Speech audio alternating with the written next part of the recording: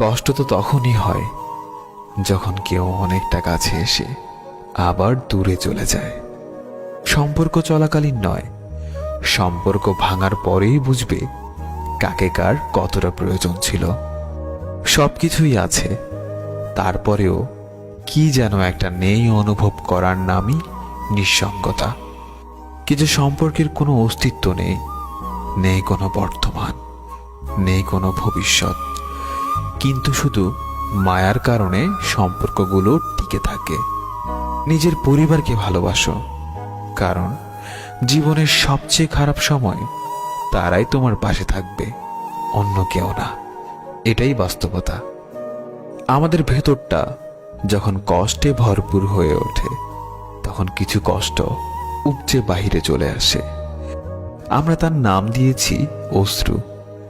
এই অশ্রুই হলো আমাদের ভেতরের অতিরিক্ত কষ্ট। তুমি তো সেই কবিতা যা প্রতিদিন ভাবি কিন্তু লিখতে পারি না। তুমি তো সেই ছবি যা কল্পনা করি কিন্তু আঁকতে পারি না। তুমি তো সেই ভালোবাসা যা প্রতিদিনই চাই কিন্তু তা কখনোই পাই না। বাইরের হাসিটা তো প্রতিদিনই দেখো, দাওয়াত রইল একদিন ভেতরটাও দেখে যেও। কি অদ্ভুত তাই না? একজন নিজের সময় মতো SMS করে, আর একজন বোকার মতো SMS এর অপেক্ষা করে।